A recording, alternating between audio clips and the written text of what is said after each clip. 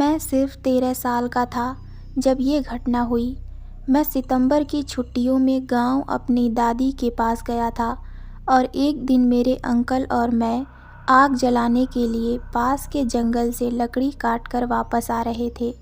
अंधेरा हो रहा था और धूल भरे रास्ते पर हमारी जीप 30 किलोमीटर की रफ्तार से जा रही थी। गाड़ी की हेडलाइट उड़ती हुई धूल को झाड़ते हुए जा रही थी। तभी ऐसा एहसास हुआ कि गाड़ी के पास से कोई गुजरा और उसके कुछ ही पलों बाद ही एक अजीब सी ठंडक सारे शरीर में फैल गई। इससे पहले कि मैं पीछे मुड़कर कुछ देख पाता, मेरे अंकल चिल्लाए, "मत देखना।" मैं एकदम से रुक गया। मुझे ऐसा लगा मेरा दिल गले से बाहर आ जाएगा जब मैंने जीप की खिड़की पर ठक ठक की आवाज़ सुनी। मेरे अंकल ने कार की स्पीड बढ़ाई और ऊंची आवाज़ में भगवान से प्रार्थना करने लगे। थोड़ा आगे जाने के बाद जीप झटके खाने लगी और तभी अंकल बोले, "मेरी तरफ देखो, पीछे मत देखना।" गाड़ी रुक चुकी थी। मुझे कुछ समझ नहीं आ रहा था कि वहाँ पर क्या हो रहा है।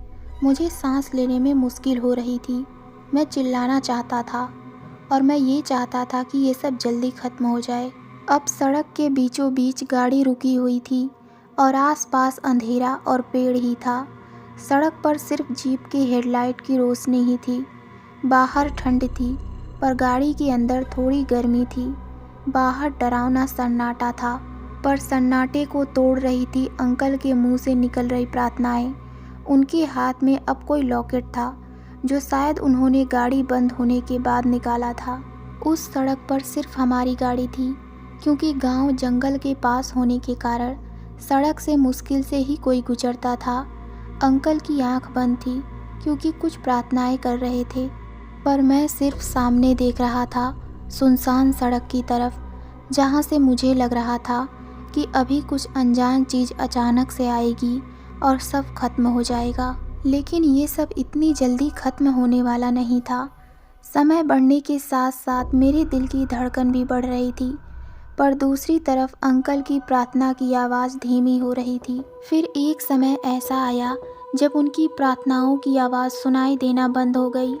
अब गाड़ी में भी ठंड बढ़ रही थी। मुझे वहाँ हम दोनों के सिवाय किसी और की उपस्थिति भी महसूस हो रही थी।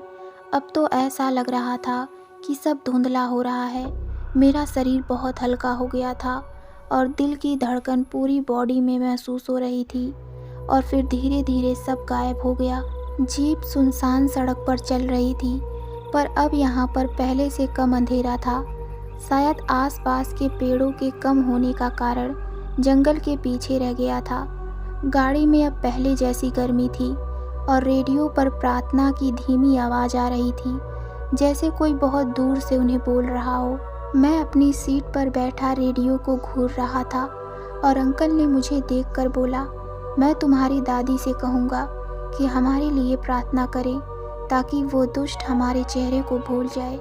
मैं कुछ नहीं बोला और सिर्फ उन पुरानी प्रार्थनाओं को सुनता रहा जो रेडियो पर चल रही थी, जब तक कि हम दादी के घर नहीं पहुंच गए। तो दोस्तों, आपको ये कहानी कैसी लगी हमें कमेंट में ज़रूर बताइए। तो मिलते हैं एक नई डरावनी कहानी में। धन्यवाद।